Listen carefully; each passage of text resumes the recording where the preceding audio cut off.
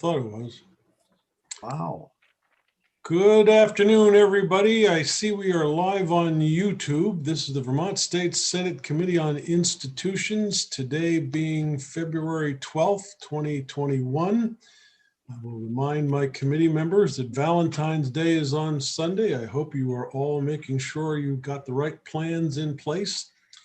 We are here this afternoon to talk about Section 9 of the Capitol Bill's spreadsheet involving fish and wildlife.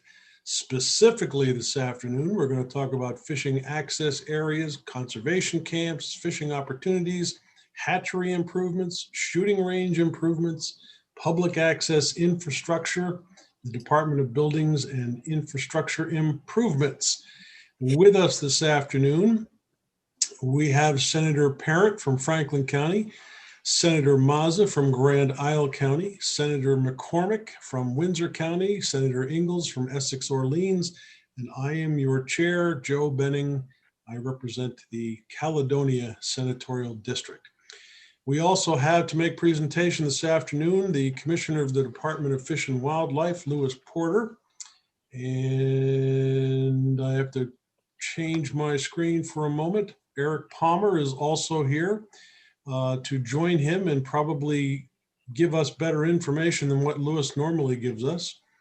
But we'd like to welcome you both. And Lewis, I'll turn it over to you. Thank you. Thank you very much for having us. Lewis Porter, Commissioner of the Vermont Department of Fish and Wildlife. Eric Palmer is joining me today. He is the director of our fisheries division, but he also has a central part of developing our capital bill. If I need his help, he will be there to pull me out of the ditch, as you point out, Mr. Chair. Thank you for having us. I'm gonna run through our capital bill requests this year in a minute, or for this 2-year period in a minute. But first, I want to say a couple of quick things about other things related to the capital bill, which I know the committee's aware of, but I just wanted to remind you of. One is the CARES Act money that we were lucky enough to get in Fish and Wildlife last year. We spent about $1.6 million on public access infrastructure, very similar to the capital projects that you'll see us propose today. But I just wanted to give that as background. I was very pleased with the work of my department in getting that money out and on the ground and providing access for people around the state. And then second is, in the governor's recommended budget is also a proposal for $5 million of investment in public access infrastructure and opportunity in the appropriations bill, in the big bill. And while that would be divided between Fish and Wildlife and Forest Parks and Recreation, and while some of those projects would not be capital eligible, some of them are also similar to capital projects. So the point of all of this lead into our capital bill discussion is that we as an agency, natural resources, and 2 departments within it, and as a state, are making substantial investments in providing people access and the opportunity to get outside.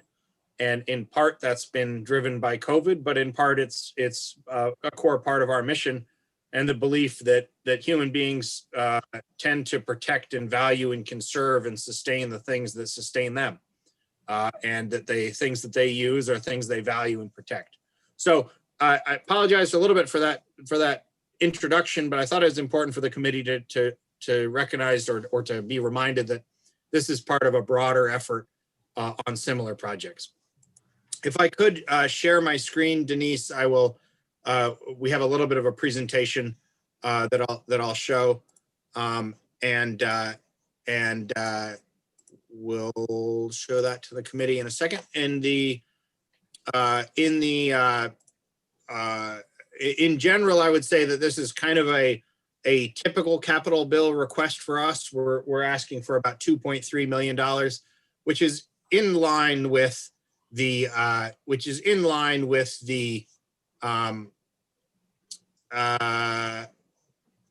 Denise, if I could get you to switch to the Fish and Wildlife capital bill. It's called Fish and Wildlife Department FY 22-23 capital bill. That'd be great. What was that picture there, Louis?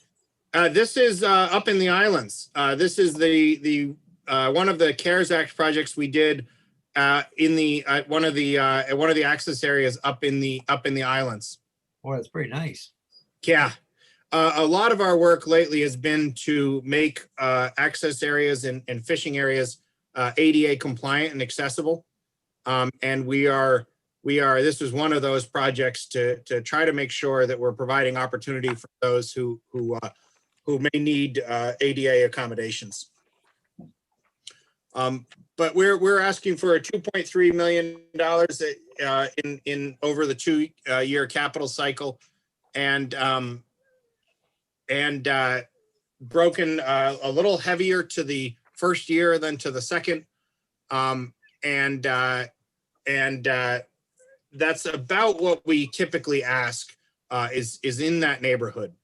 We're also asking that the committee consider continuing what's been the practice of the capital bill committees, the institutions committees, which is giving us spending flexibility among projects in the language of that capital bill. So making one total appropriation in the capital so that we have some flexibility to adjust among projects as we go forward. The capital bill request this year breaks down. Sorry, Denise, that's the same. I know, I can't seem to get to it. Can you authorize me to share my screen? I sure can. Great, I can do it at this end. Thank you. Surprised that particular access, you didn't have Senator Mazza there cutting the ribbon. Yeah, I don't know what the picture wasn't on there. You know what I mean? God, phew. If it hadn't been COVID times, I think we might have. God, I could have stood right out there, Wow. There we go. Can you now see a picture of some ducklings? Yes. Yes. Thank you. This is just a summary of our past couple of capital bill cycles, and some examples of the types of projects we do. The department runs and is lucky enough to have just under 200 access areas around the state. We also run 2 summer camps for kids. About 1,000 kids a year go to those summer camps. Half of them go on scholarship, give or take.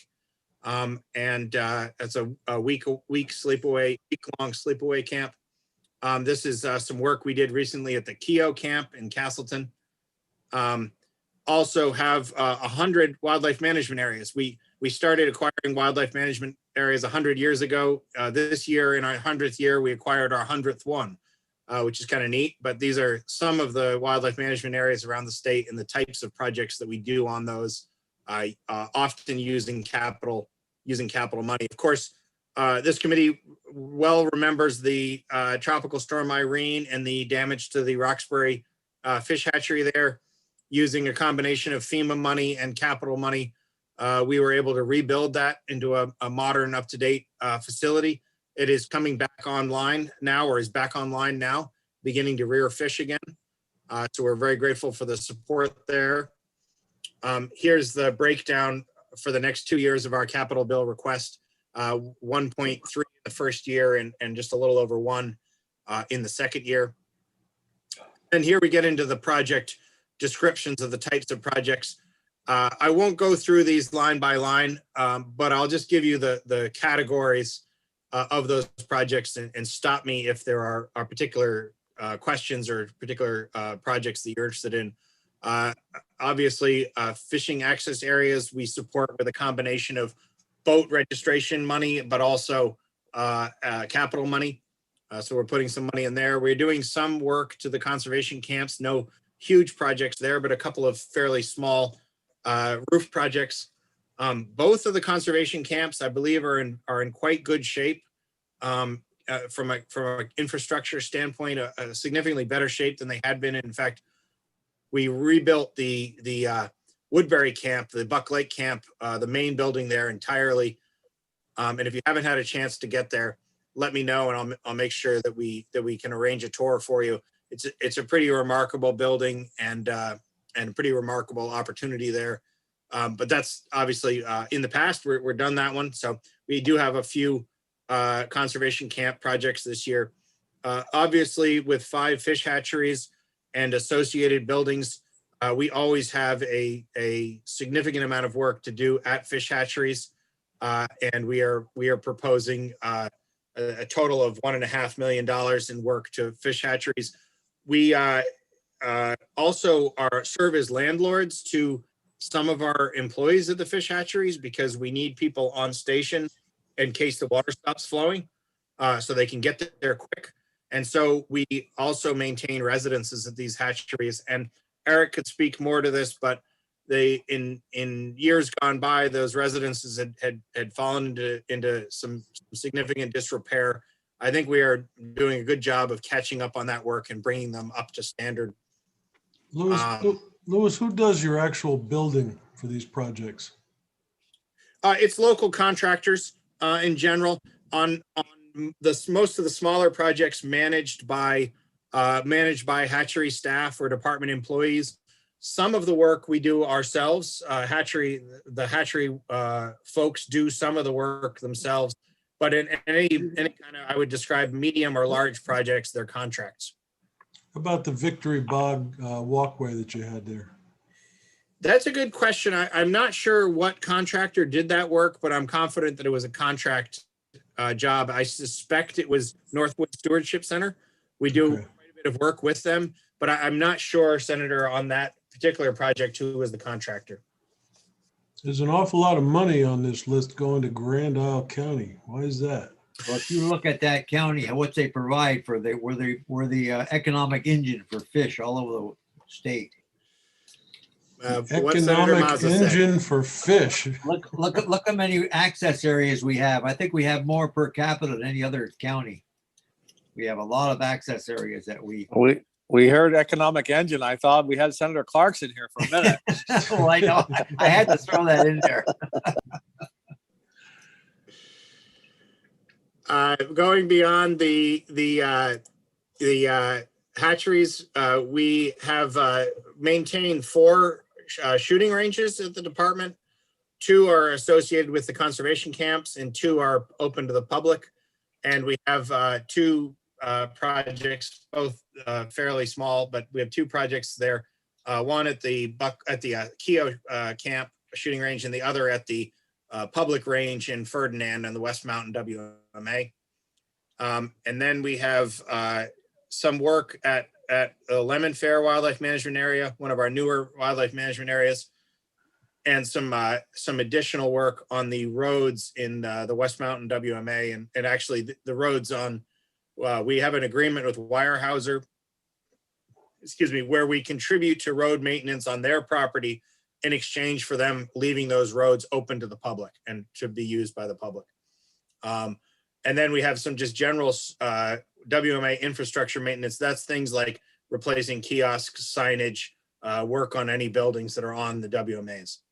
And then in the final group is a bunch of building infrastructure projects of different kinds around the state. And probably most unusual and significant in this list is $50,000 for planning and design of a educational facility in the Chittenden County area. One of the things that's become wait, Chittenden County area. It says Colchester. Yes, it would be in Colchester on the Intervale Wildlife Management Area and the properties that we're purchasing near that facility. Some members of the committee may remember our field trip last year. Was it last year or the year before? Anyway, the year before. Yeah, we that's right on Munson's Flats there. Yeah. Yep. And we've become interested in, and I guess a little concerned about, wanting to make sure that we provide wildlife recreation and wildlife access to folks who live in more urban parts of the state. And so I would like to develop some infrastructure in Chittenden County area, Colchester specifically, to provide for some of that access in the Intervale WMA and land around it. And so this is to invest in planning and design of that. I'll stop there and just ask Eric to weigh in on anything he thinks the committee should be aware of or highlight or correct anything that I said wrong, because I've gotten pretty good at repeating what my folks tell me to say, but I don't always hit it on the mark. So before you get to Eric, let me just point out that Colchester project ought to be a short ribbon cutting walk for you. Get over there, Senator Mata. Eric, Thanks. welcome to institutions. One of the things I've been trying to do since we have 3 new committee members, 1 brand new legislator, and we're now on YouTube, which means anybody in the public could be watching this. When new people come before us, I try to get a little bit of a background bio on them just to introduce you to all the members that are here and anybody that might be watching on YouTube. So a short bio would be most appreciated. Sure, happy to do that. I'm Eric Palmer. I'm the Director of Fisheries, Vermont Fish and Wildlife. Been with the department since 1994. I started out as a fish biologist in the Northeast Kingdom out of the St. Johnsbury office. Moved to the central office about 20 years ago, and I've been the Director of Fisheries since. So I oversee the 5 state fish hatcheries, the State Fish Health Lab, and 5 regional offices where our fish biologists work out of, as well as the access area program with approximately 200 access areas that the commissioner referenced. How'd you That's my become general- involved in state government? What's that? How'd you become involved in state government? Just got out of grad school and wanted to get a nice state that had good natural resources, and Vermont was high on the list. So yeah, came here recently after finishing my master's. Did you go to St. Johnsbury? That's where I started out in Vermont Fish and Wildlife, is in St. Johnsbury working. I don't know if you know Lenny Girardi. Oh, yeah. Yeah, Lenny hired me Good. years ago. We were smart with Eric. It's hard once people realize what a great job it is being a biologist. It can be hard to convince them to become a manager and supervisor. But we made Eric into that role almost right away. So we ruined his life right off, and before he had time to realize what a bad deal it was. Yeah. Tried to go back a few times, but they won't let. Okay, thanks for the intro. Yeah. So I think the commissioner did a good job of giving an overview of our capital bill projects. I'm happy to answer any questions, especially related to fish hatcheries or access areas. But if you have any other background information, but I think the commissioner did a good job overall. I don't see any gaps or errors. With respect to this area of the budget, who actually compares or produces the numbers that are given to the governor for an initial request? It comes up through through staff, and then through program managers, and then division directors, and then Steve Gomez and Eric and I work to put together a final proposal. But it really comes up from the district offices and what they see as the needs. So when you go to the governor, do you break down your request into the various areas like this one, for instance, or are you making an initial request for your entire budget? Oh, no, we will present a list like this one of expected projects and areas. As we do for before the legislative committees, we ask for the ability to move money between projects to make sure we can get them done, and if we run into hiccups on one or another. But yeah, we present a list like this to them, and an itemized list. And how did you fare with the governor? Very well. There was a lot of support for these projects. There was, so we fared very well. We typically put in a request of about this size, and we usually get support for it. Okay. Committee questions, comments? They do a good job. They do a good job all over the state with all those hatcheries are, they work pretty slick. I know we visited ours up in Grand Isle there, and it's pretty, they got some dedicated people at those hatcheries. We sure do. We're lucky.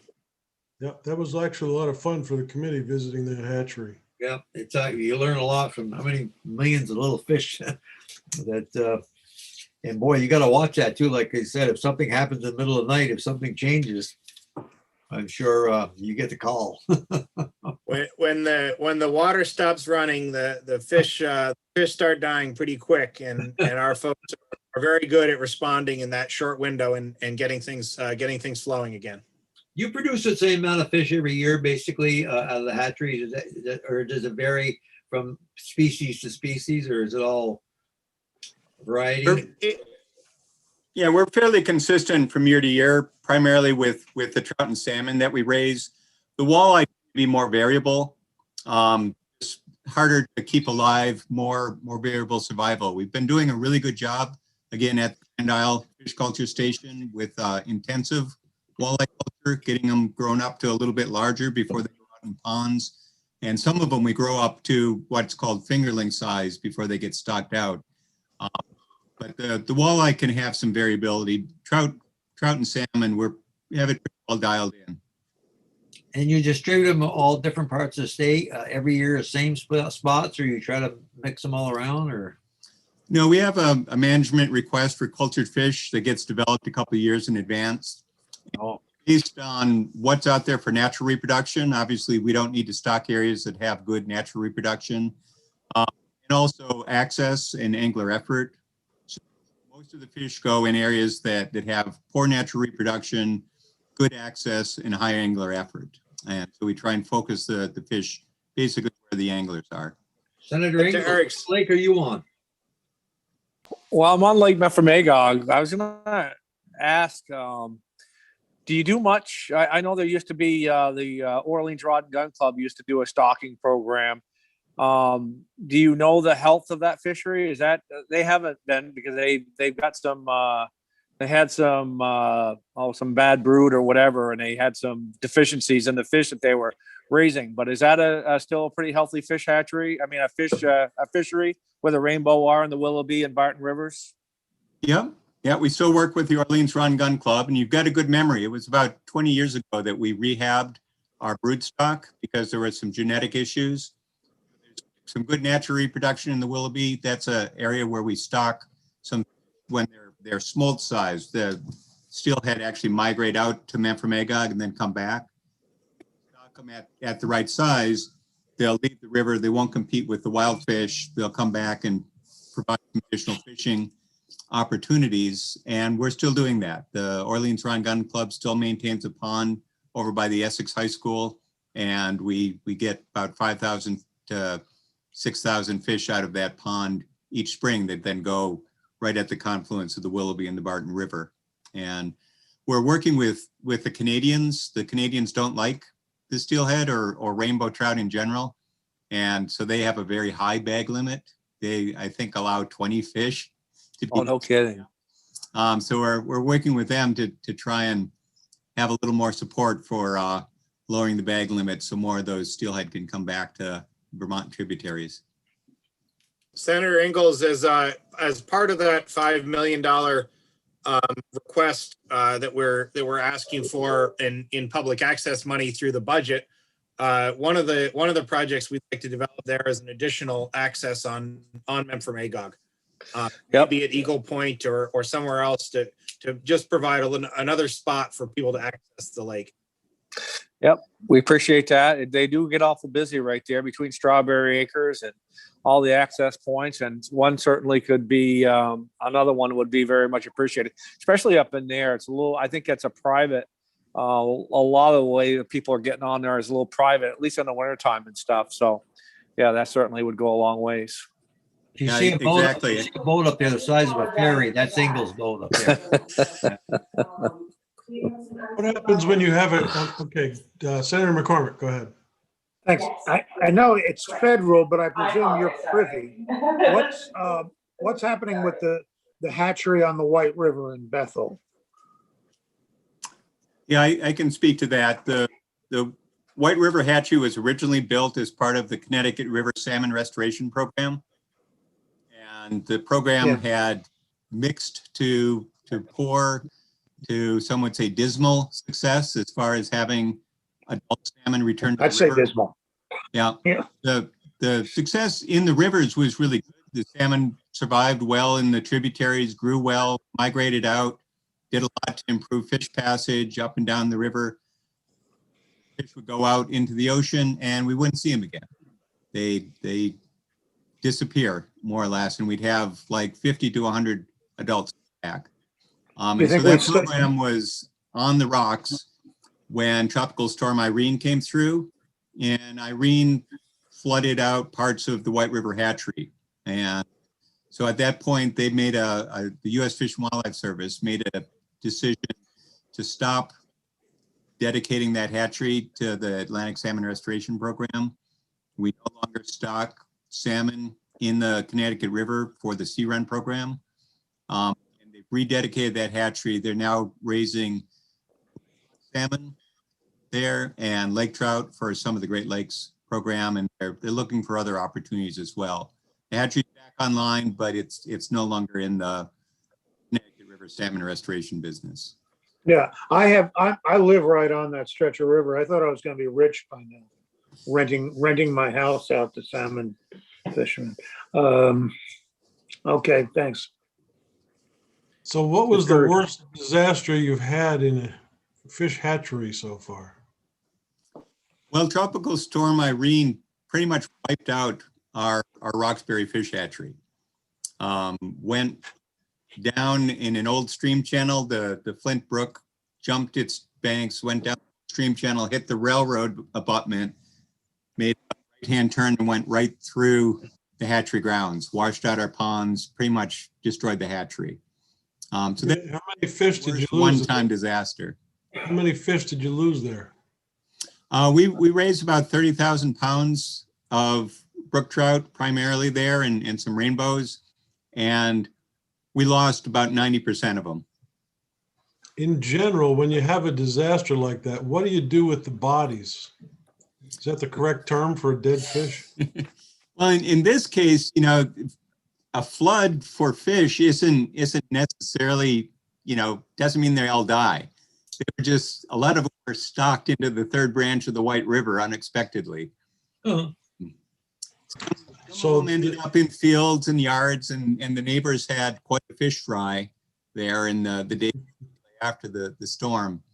And then we did do a little bit of a cleanup for some of the fish that basically got buried in debris piles to clean them up before they stank. But most of them just went downriver. is there any truth to the rumor that the ones you had to clean up, they're actually packaged and sold in the deli at Maz's General Store? No comment. We've got to go. All right.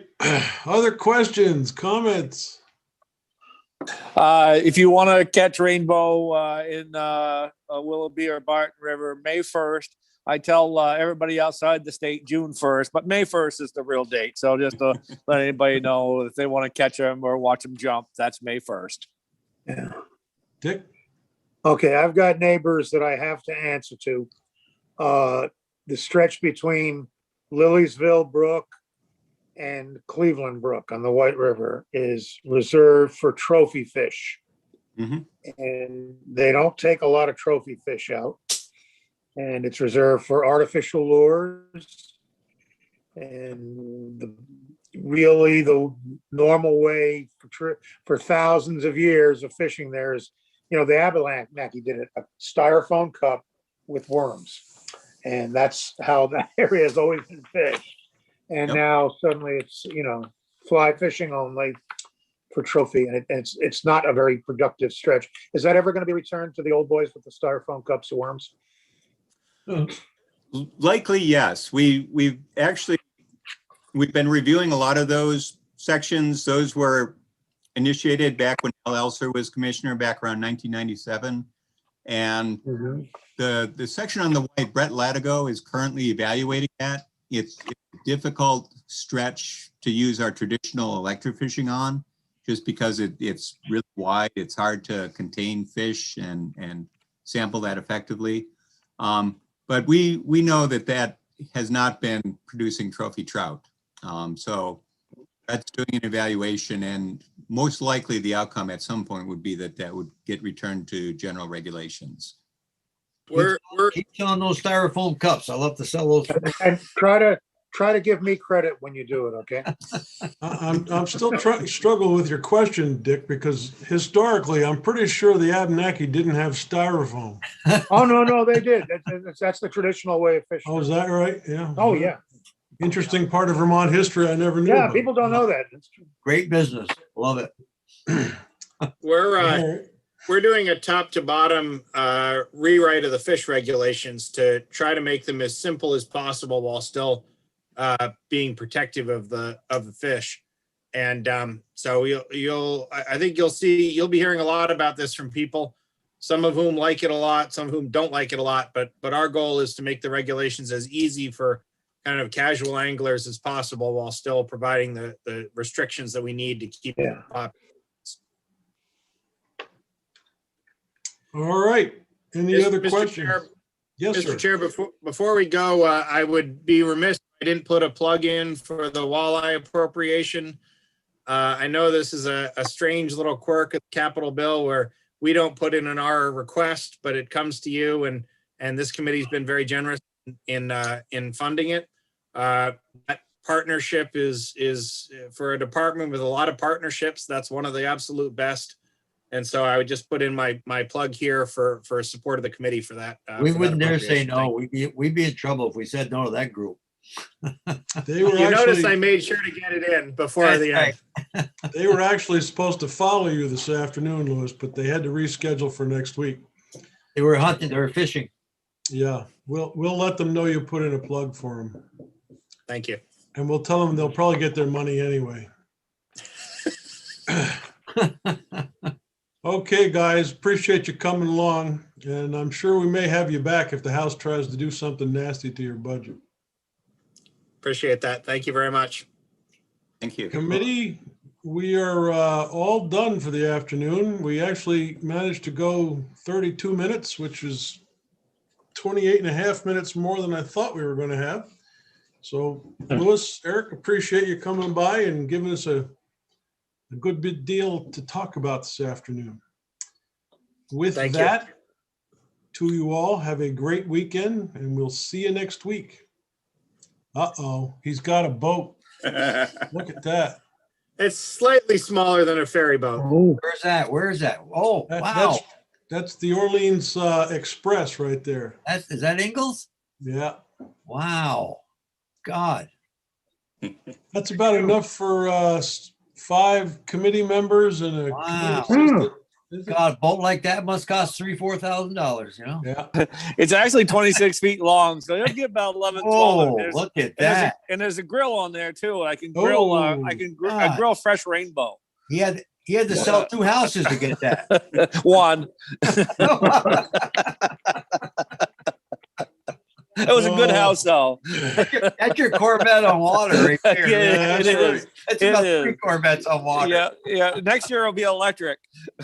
you got that on Mem for Magog, Russ? I do. Yep, I do. Yeah. Do you park it next to Brian Smith? Well, he's I have my place is right next to the marina, so yeah, it's next to Brian's boat. Yeah, it is. Oh, boy. Yeah. That must be a heck of a job on the weekends trying to stay away from him if he's parked next door having a barbecue. Well, he knocks on the door and we don't act like we're home.